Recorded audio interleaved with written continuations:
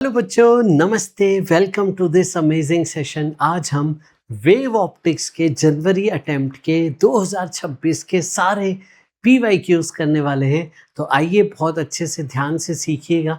आज आपको ये कॉन्फिडेंस आ जाएगा कि ये चैप्टर काफ़ी स्कोरिंग है और आपको इस चैप्टर में पूरा मैक्सिमम स्कोर करने का डेफिनेटली नेक्स्ट अटेम्प्ट में चांसेस है। बच्चों, इस चैप्टर से 10 सवाल आए थे जनवरी अटेम्प्ट में। आइए एक एक करके हर सवाल को गो थ्रू करते हैं। पहला सवाल स्टेटमेंट वाइज सवाल है, ध्यान से देखिए क्या कह रहा है। A Young's double slit experiment the angular separation. बेटा जी यहाँ पे देखिए क्या पूछ रहा है आपसे, एंगुलर सेपरेशन की बात हो रही है। Angular separation of fringes will increase as the screen is moved away from the plane of the slit. आइए बेटा ये पूरा केस मैं आपको अच्छे से सिखा दूं कि यहाँ पे बोल क्या रहा है सवाल। बच्चों, फ्रिंज विड्थ का फॉर्मूला याद है कि नहीं आपको? अच्छे से बताओ जल्दी से। देखो बेटा, आपका ये y कोऑर्डिनेट था, ये कैपिटल D था, ये आपकी स्लिट्स थी, ये स्क्रीन थी, स्लिट और स्क्रीन के बीच की डिस्टेंस थी कैपिटल D, और ये y कोऑर्डिनेट स्क्रीन पे कोई भी पॉइंट का। आप अगर एंगुलर पोजीशन निकालते तो यहाँ पे देखिए थीटा स्मॉल लेते थे अपन, तो tan theta sine theta theta सब सेम हो जाएंगे। तो यहाँ पे देखिए tan theta perpendicular upon base, theta को आप लिखोगे y by capital D। Yes, ये हो गई एंगुलर पोजीशन। अगर मैक्सिमा की एंगुलर पोजीशन पूछे तो y कोऑर्डिनेट मैक्सिमा का रख देना, मिनिमा की पूछे तो y कोऑर्डिनेट मिनिमा का रख देना। अब इसने बोला है fringe width, angular fringe width. तो एंगुलर फ्रिंज विड्थ मतलब जो आपका फ्रिंज विड्थ है डिवाइडेड बाय कैपिटल D, इसकी बात हो रही है।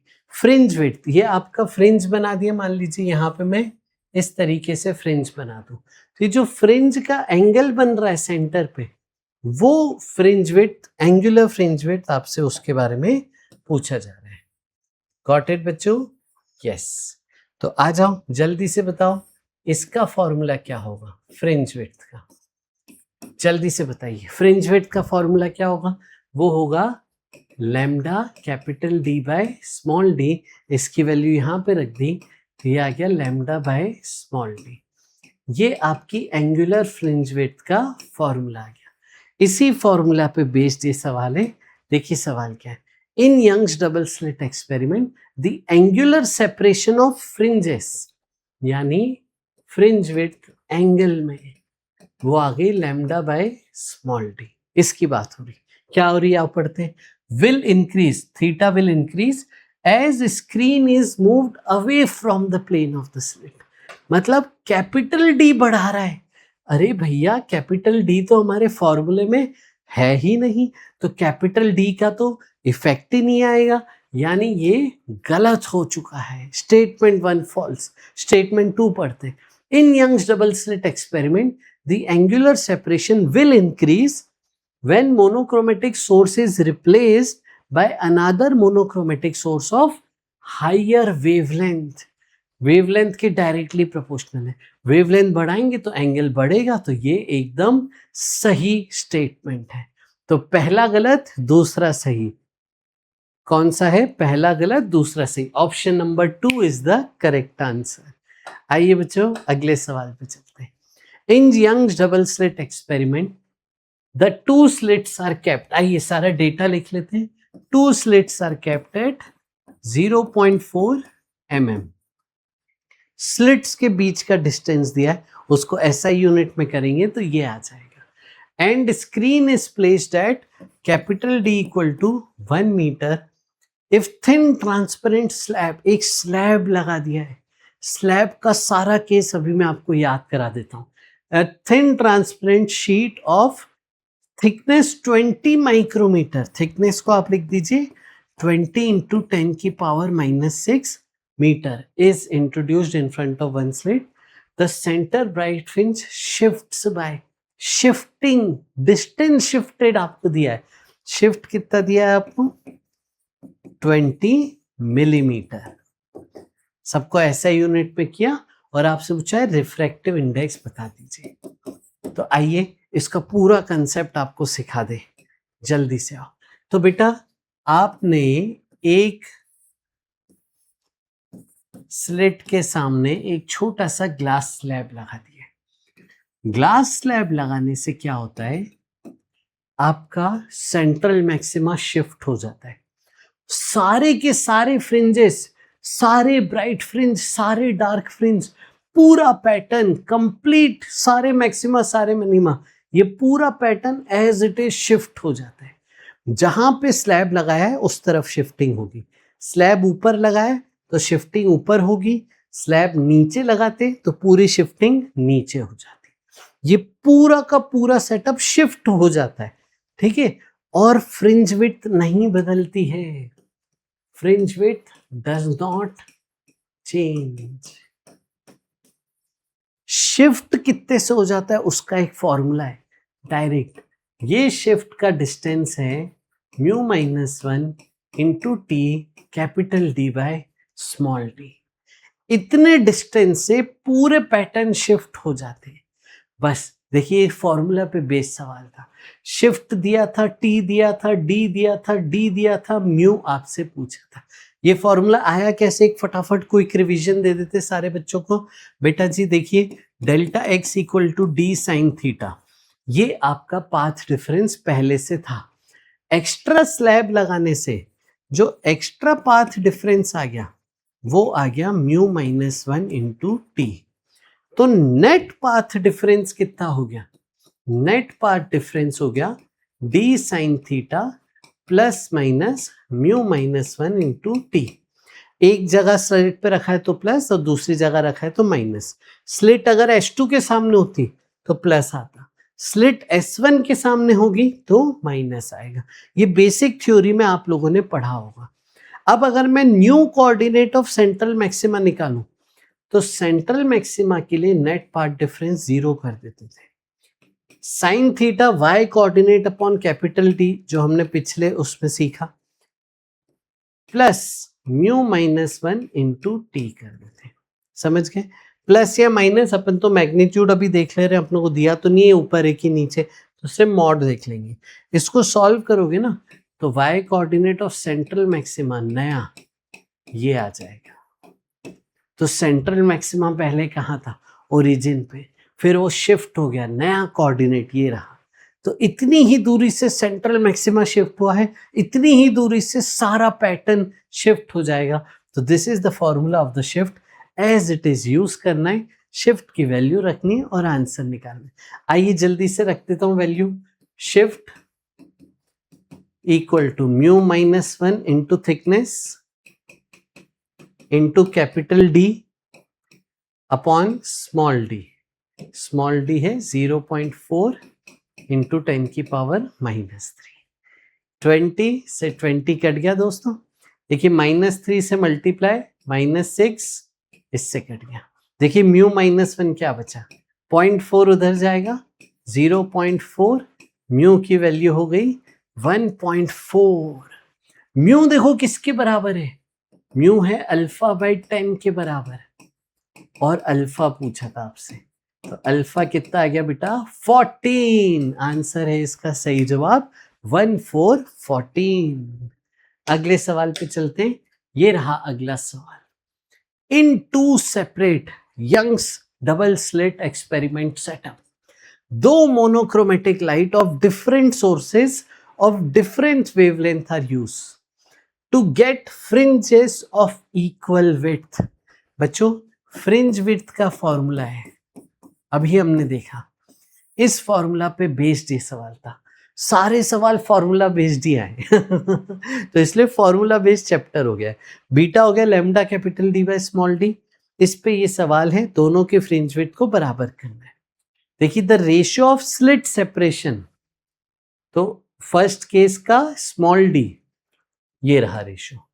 स्लिट सेपरेशन जो स्मॉल डी होता है ना उसका रेशियो दिया है, तो दोनों का रेशियो स्मॉल डी का दिया है। इसको मैं क्या करता हूं, पहले वाले के लिए 2d ले लेता हूं, ठीक है, और दूसरे वाले के लिए d ले लेता हूं। दोनों केस में फ्रिंज विड्थ सेम है, इन दोनों को सेम करेंगे। डी का डिस्टेंस रेशियो दिया था तो उस हिसाब से मैंने डी मान लिया। अब देखिए वेवलेंथ का रेशियो दिया है 1:2, तो इसकी वेवलेंथ लैम्डा, इसकी वेवलेंथ 2 लैम्डा मान। अब आपसे क्या पूछ रहा है, कैपिटल डी का रेशियो बताइए। ठीक, कैपिटल D1 कैपिटल D2 बताइए। तो दोनों के फ्रिंज विड्थ को लिख के बराबर करते बच्चों, आ जाओ। तो λ1 D1 upon small d1 equal to λ2 D2 upon small d2। Yes, आप देखिए वैल्यू रखिए, पहले लैम्डा फिर capital D1 upon 2 small d equal to 2 lambda capital D2 upon small d। Am I right? बस देखो आंसर आ गया। क्रॉस मल्टीप्लाई करिए, λ1 upon λ2, answer is 4:1। तो इंटीजर टाइप था तो वो रेशियो आ गया 4। समझ गए? तो very easy, very scoring chapter. Next problem, a beam of light consisting of wavelength bichromatic का सवाल है बेटा। ये बायक्रोमेटिक वेवलेंथ का सवाल है। जल्दी से मैं आपको बता दूं, जब आप मैक्सिमा के कोऑर्डिनेट्स लिखते हो तो वो ऐसे लिखते हो। यस, अगर आप दो वेवलेंथ एक साथ भेजते हो यंग्स डबल स्लिट एक्सपेरिमेंट पे, तो स्क्रीन पे दोनों वेवलेंथ का अपना अपना इंडिपेंडेंट पैटर्न बन जाएगा। जब दोनों का पैटर्न बनेगा तो ऐसे हालात बन सकते हैं कि जहां पे λ1 का मैक्सिमा है वहीं पे λ2 का मैक्सिमा आ जाए। दोनों के मैक्सिमा ओवरलैप कर सकते हैं, दोनों के मिनिमा ओवरलैप कर सकते हैं, एक का मैक्सिमा दूसरे के मिनिमा से ओवरलैप कर सकता है, तो कोऑर्डिनेट सेम हो सकते हैं। तो अगर मैक्सिमा ओवरलैप की कंडीशन बोलूं तो दोनों के मैक्सिमा ओवरलैप या फिर कोइंसाइड करें, उसके लिए दोनों के कोऑर्डिनेट सेम होने चाहिए मैक्सिमास के। तो आप देखिए λ1 capital D upon small d है ना, सेटअप पूरा सेम है तो डी सेम हो गए इनटू, अब कौन सा वाला मैक्सिमा होगा जो कोइंसाइड करेगा वो तो पता नहीं ना बेटा, वो निकालना पड़ेगा। समझ गए? पहला मैक्सिमा की दूसरा मैक्सिमा हो सकता है, इसका 5वां मैक्सिमा और इसका 10वां मैक्सिमा कोइंसाइड कर रहा है, तो n अभी हमें पता नहीं। इसी तरीके से सेकेंड वाली वेवलेंथ के मैक्सिमास को बराबर कर दिया। ऐसे ही मिनिमा के कोऑर्डिनेट्स करके भी बराबर कर सकते थे। क्वेश्चन पढ़ते हैं क्या कह रहा है। λ1 ये रही वेवलेंथ, λ2 ये रही wavelength. Illuminates the Young's double slit experiment with small d दिया है such that interference fringes are formed at the screen placed at capital D दिया है। देखो, the least distance of a point from the central maxima where bright fringes due to both coincide। अभी जो मैंने case बताया ना वही वाला केस है। आओ जल्दी से सबसे पहले अपन वो वर्किंग कर लें। n1 λ1 इक्वल टू n2 λ2 आ जाएगा। एक्सपेरिमेंटल सेटअप सेम है तो ये कट गया। n1 650 equal to n2 550। समझ गए बच्चे? देखिए यहां से अगर आप देखेंगे तो n1 बाय n2 क्या आ रहा है, 55 बाय 65। इसको आप 5 से कट करेंगे तो 11 बाय 13। अब अगर आपको पता हो n1 n2 इंटीजर है, ये मिनिमम रेशियो है, तो n1 को मैं क्या मान सकता हूं, n1 को मैं मान सकता हूं 11, n1 को 11 मान लीजिए। अब आपसे पूछा है सेंट्रल मैक्सिमा से कितनी दूरी पे दोनों के मैक्सिमा को इंसाइड करेंगे, मतलब आपसे y कोऑर्डिनेट ही तो पूछ रहा है, तो y कोऑर्डिनेट की वैल्यू क्या है, n lambda capital dy small d। अगर आप λ1 से लिखेंगे तो λ1 और n1 लीजिएगा, अगर आप n2 λ2 से लिखेंगे तो n2 13 रख के λ2 से मल्टीप्लाई कीजिएगा, दोनों से आंसर सेम आना है, λ1 के कोऑर्डिनेट से और λ2 के कोऑर्डिनेट से। तो कोई भी वैल्यू रख देते हैं, आ जाओ। n1 λ1 650 इंटू 10 की power -9, capital D 1.2 divided by small d 2 into 10 की पावर -3। तो आइए इसको सॉल्व करते हैं। और हमें देखिए आंसर 10 की पावर -5 में लेके आना है। तो इसको सॉल्व करते बेटा आ जाओ। ये एक 0 कट गया, ये हो गया 6 जा, तो 6 इंटू 11 66 इंटू 65 इंटू 10 की पावर -6। अपने को क्या चाहिए? 10 की पावर -5 में चाहिए। ठीक है, एक 0 और कट करना है। तो जल्दी से बेटा 66 और 65 को मल्टीप्लाई करो फटाफट से। क्या आ रहा है ये देखिए, यस 4290, और एक 0 हटा दीजिए तो 429 इंटू 10 की पावर -5। तो ये आंसर बेटा इंटीजर में है 429। समझ गए बच्चों? शाबाश। अगला सवाल ये देखिए, कितने छोटे छोटे सवाल है, आप देखो कितना जल्दी जल्दी हो रहे हैं। In Young's double slit experiment the intensity produced by each one of the individual slits is I0. The distance between the two slits is 2 mm. The distance of the screen capital D is 10 mm, 10 meter. Wavelength दी है 6000 angstrom. Intensity in front of one of the slits. आ जाओ बेटा, ये हमारा बहुत ही standard case है। Slit के सामने वाला पॉइंट की बात हो रही है। समझना मेरी बात यहाँ पे, ये पूरी दूरी आप लेते हो स्मॉल डी, स्लिट 1 के अगर सामने वाला पॉइंट लूं तो ये दूरी कितनी हो जाएगी? देखिए स्मॉल डी आधी हो गई d/2, यानी y कोऑर्डिनेट दे दिया उसने। स्लिट के सामने कह दिया मतलब y कोऑर्डिनेट दे दिया। तो y कोऑर्डिनेट स्मॉल d/2, ये आपका y कोऑर्डिनेट हो गया। अब क्या करें बेटा इसके बाद? y कोऑर्डिनेट पता है तो पाथ डिफरेंस कैसे लिखेंगे? पाथ डिफरेंस होता है फॉर्मूला d sin थीटा यानी dy/D। ठीक है, और y की वैल्यू रख दे बच्चे, तो dx हो गया आपका d²/2D। ये पाथ डिफरेंस आ गया। अब फेज डिफरेंस निकालना हो तो फेज डिफरेंस होगा k डेल्टा x, और k क्या होता है बच्चा लोग? 2π/λ डेल्टा x। इसमें वैल्यू रखनी सारी और डेल्टा फाई निकालना है। सबसे पहले नेट इंटेंसिटी निकालने से पहले नेट पाथ डिफरेंस निकालना है और उससे नेट फेज डिफरेंस निकालना है। तो ये निकालना है सबसे पहले। आइए इसमें वैल्यू रखते बच्चे, आ जाओ। तो यहीं पे कर लेता हूं सॉल्व, ताकि वैल्यू मैं एज इट इज रख दूंगा। डेल्टा एक्स की वैल्यू क्या आई थी? d²/2 capital D. आइए यहीं पे वैल्यू रख देंगे। एक बार फिर से चेक कर लो, हाँ सही। तो आ जाओ गाइस, 2 से 2 कट गया, π/λ 6000 एंगस्ट्रॉम इनटू स्मॉल डी का स्क्वायर, स्मॉल डी क्या है?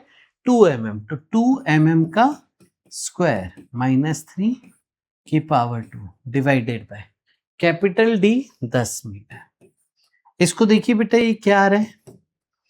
10 में से 3 गए 7 और यहाँ पे 6, तो ये ऊपर जाएगा 10, तो 10 से 10 कट गया, बचा बस 2² 4 π/6 यानी 2π/3 बचा बस। डिग्री में करेंगे तो 120 डिग्री। ये हमें फेज डिफरेंस मिल गया। अब आपको क्या बोला है देखो, S1 और S2 दोनों की इंटेंसिटी सेम है। अगर दोनों की इंटेंसिटी सेम होती है तो नेट इंटेंसिटी का फॉर्मूला होता है इंटरफेरेंस के बाद 4I0 cos स्क्वायर डेल्टा φ/2।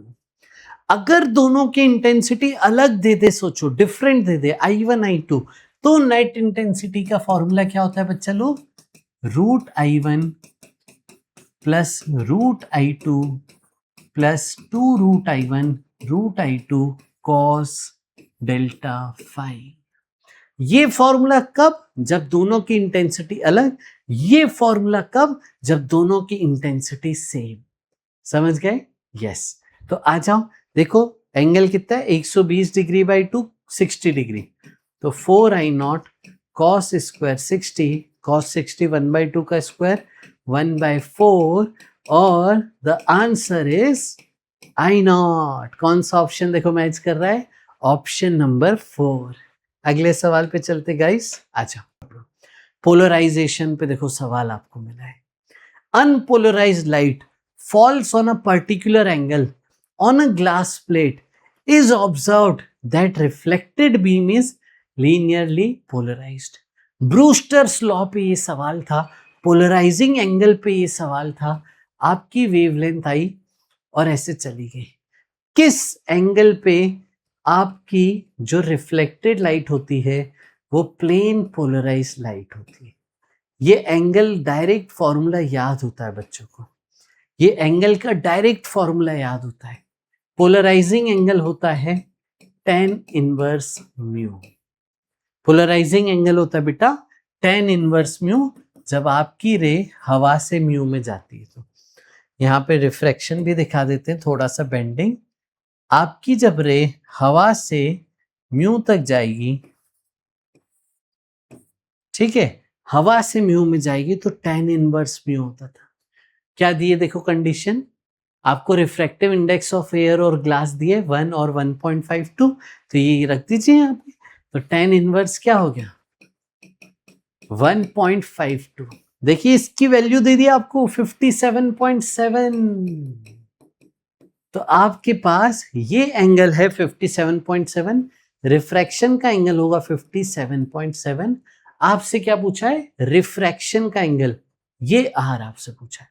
अब मैं आपको ब्रूस्टर्स लॉ फिर से बता देता हूं। ब्रूस्टर्स लॉ ये था कि जब मैं पोलराइजिंग एंगल पे, ब्रूस्टर्स एंगल पे लाइट को भेजता हूं तो यहां पे दो काम एक साथ होते थे, दो चीजें एक साथ होती थी। पहली, reflected beam plane polarised beam बनती थी, और दूसरी चीज रिफ्लेक्टेड बीम और रिफ्रैक्टेड बीम, ये दोनों परपेंडिकुलर होते थे।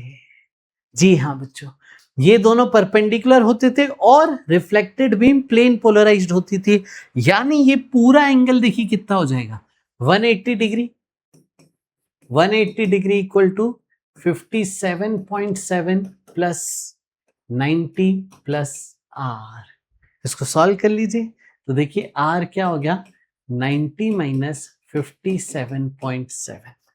तो देखिए कौन सा मैच कर रहा है। 60 माइनस करते हैं तो 30 बचता है, और आपके पास यहाँ पे 2.3 और माइनस कर दीजिए। देखिए 30 में से 2 और है ना, यहाँ पे 2 और रहेगा, तो ये देखिए 32.3 आपका आंसर है। समझ गए? तो आपका आंसर है 32.3। अब अगले सवाल पे चलते हैं। नेक्स्ट सवाल, in double slit experiment, distance between the slits is 0.1 centimeter. A screen is placed 50 centimeter. When one slit is covered with glass slab, thickness T, refractive index, the central fringe shifts by। फिर से shift पे सवाल है। अभी हमने shift का सवाल derive करके दिखाया था, आपको सॉल्व करके दिखाया था। सेम फॉर्मूला पे फिर से देखिए सवाल देखने को मिला है। आइए इसको सॉल्व कर लेते हैं। Shift is equal to mu minus 1 T capital D by small D. अब शिफ्ट की वैल्यू कितनी दी बच्चे 0.2 सेंटीमीटर, 0.2 इंटू 10 की पावर -2। इस बार म्यू दिया है, अभी थोड़ी देर पहले जो सवाल आया था वहां म्यू निकलवाया था, यहाँ पे म्यू दिया है। तो 1.5 माइनस 1। टी बेटा क्या है आपकी थिकनेस, वो निकालनी है, उसको एज इट इज रहने देते हैं। कैपिटल डी है आपका 50 सेंटीमीटर, तो 50 इंटू 10 की पावर -2। और स्मॉल डी कितना है बच्चा 0.1 सेंटीमीटर, तो 0.1 इंटू 10 की पावर -2। आइए जल्दी से, ये यहां से कट गया, ये ऊपर आ गया, 500 नीचे लेके जाओ, ठीक है। तो आपको मिल गया 1.5 minus 1 is equal to 1.5 minus 1 भी आ जाएगा ना बेटा, यह आ जाएगा 0.5। तो 0.5 into T into 500 is equal to, उधर से आ रहा है 2/1000। यस, ठीक है। तो अब देखिए 500 को नीचे ले आओ, तो 2/1000 इंटू 1/500, 0.5 को लिख दिया हाफ टी। ठीक है बच्चा, तो इसको ऊपर लेके गए 4/1000। एक काम करो, इसको 2 से मल्टीप्लाई 2 से डिवाइड कर दो, तो 2/1000 ये हो गया 8 इंटू 10⁻⁻6। ये मीटर में है। आपसे देखिए पूछा है सेंटीमीटर में। यूनिट का कितना इंपॉर्टेंस, महत्व आ जाता है। एग्जामिनर कितना यूनिट के साथ खेलता है। अब देखिए ये आंसर मीटर में आया है, आपसे सेंटीमीटर में पूछ रहा है, इसीलिए आपका आंसर ऑप्शन नंबर 3 होगा। समझ गए? यस। चलो आगे चल रहे। मैं अगर ये सवाल पूछता ना, मैं पहला ऑप्शन ये रखता, 8 इंटू 10⁻⁻6। बच्चे ध्यान कहाँ देते सेंटीमीटर मीटर पे? यही तो एग्जामिनर चेक कर रहा है आपकी अलर्टनेस कितनी है। A plane wave after passing through the prism remains a plane wave, but passing through a small pinhole it becomes a spherical wave। देखिए स्टेटमेंट 1 क्या कह रहा है? प्लेन वेव भेजना मतलब प्लेनर वेव फ्रंट भेजना। अगर मैं ये प्लेन वेव फ्रंट भेजता हूं, वेव ऐसे जा रही, और सिंगल स्लिट में मैं अगर प्लेन वेव फ्रंट भेजता हूं, वेव ऐसे जा रही है, यहां पे स्लिट है, तो क्या होगा? तो ये वेव प्रिज्म से पास होके बेंड हो जाती है, तो ये बेंड होके इस तरीके से जाने लगेगी। ये जो सिंगल स्लिट है ये अपने आप को नया सोर्स बना देती है। यहां पे स्लिट की साइज छोटी अगर माने, पॉइंट इसका स्लिट की साइज ना बेटा वेवलेंथ के आसपास माने, वेवलेंथ एंगस्ट्रॉम में है, तो ये भी बहुत छोटा है ना, 10⁻⁻6 10⁻⁻7। जब आपकी size of the slit wavelength के आसपास है, मिलती जुलती, तो वो नए पॉइंट सोर्स की तरह बिहेव करेगा। पिन होल है मतलब पॉइंट सोर्स है, और पॉइंट सोर्स है तो वेव कहाँ जाएगी? हर डायरेक्शन में जाएगी 3D में। और जब 3D वेव है, पॉइंट सोर्स है, तो पॉइंट सोर्स के वेव फ्रंट्स क्या होते थे बेटा? पॉइंट सोर्स के वेव फ्रंट होते थे स्फेरिकल। यानी आप कह सकते हो कि हमारे जो वेव फ्रंट हैं वो स्फेरिकल बन जाएंगे। ये बिल्कुल सही बात है। ठीक है, अब स्टेटमेंट फिर से पढ़ते हैं। Plane wave after passing through prism remains plane. ये सही बात है, प्लेन ही था वेव फ्रंट, बस थोड़ा डेविएट हो गया, लेकिन था तो प्लेन ही, तो ये बिल्कुल सत्य वचन। But passing through small pin hole becomes a spherical wave, ये भी सत्य वचन है, एकदम सही बात है। पिन होल छोटा है तो आपका पॉइंट सोर्स की तरह बिहेव करेगा, तो plane wave front spherical wave front बन गया। अगला statement, the curvature of spherical wave emerging from a slit will increase for increasing slit width। अगर मैं स्लिट की विड्थ बढ़ाता हूं तो क्या चेंज आएगा? आइए इस पे थोड़ी सी चर्चा करते हैं। अगर मैं स्लिट की विड्थ बहुत बढ़ा दी, तो स्लिट की विड्थ बढ़ा रहे हो, थोड़ा सा एक्सट्रीम सोचो, ज्यादा मैग्नीट्यूड का मन में सोचो, तो क्या होगा बताइए? आप बताइए क्या होगा, बताइए। मैंने स्लिट की विड्थ बहुत बढ़ा दी, सोचो, तो मेरी बीम आ रही थी, एक लाइट की बीम आ रही है, प्लेनर वेव फ्रंट आ रहा है। आप बताओ मेरे को, आप बताओ, दिल से बताओ कि यहाँ पे डिफ्रैक्शन होगा? क्या इसको आप पॉइंट सोर्स की तरह ट्रीट करोगे? नहीं, ये सीधे सीधे चली जाएगी। मैं गैप इतना बड़ा कर दूं कि बीम के डायमीटर से ज्यादा गैप कर दिया, तो ये सीधे सीधे चली जाएगी, यानी कर्व तो हुआ ही नहीं, प्लेन का प्लेन ही रहा। थोड़ा एक्स्ट्रा सोच लिया हमने। देखो, the curvature emerging will increase for increasing करने से कर्व ही खत्म हो जा रहा है, तो इसीलिए ये गलत हो गया स्टेटमेंट, और स्टेटमेंट 1 सही है। कौन सा ऑप्शन बच्चा लोग मैच कर रही है? Statement 1 is true but 2 is false, जो कि है ऑप्शन नंबर 4 में। ध्यान से सोचिए, आप सोच देखिए सर ने कैसे सोचा। सर एग्जाम में होते तो कैसा सोचते ये सोचिए। Unpolarised light is incident on a surface of two dielectric medium having refractive index 2 and 2 root 3 that satisfy the condition that reflected and refracted are perpendicular to each other। बच्चों ये Brewster's law फिर से आ गया, देखिए बस इस बार air नहीं है, म्यू 2 से म्यू 2 रूट 3 जा रहा है। एंगल पे भेजा, ये थीटा मान लेते हैं, रिफ्लेक्टेड लाइट भी सेम एंगल थीटा पे होगी और रिफ्रैक्शन का एंगल आर मान लेते और ये 90 मान लेते। आपको बोला रिफ्लेक्टेड और रिफ्रैक्टेड परपेंडिकुलर है, ये किस में होता है? ये होता है ब्रूस्टर्स एंगल पे, पोलराइजिंग एंगल पे। वो कितना होता है? 10 इनवर्स म्यू, बट वो था एयर से म्यू जाते टाइम।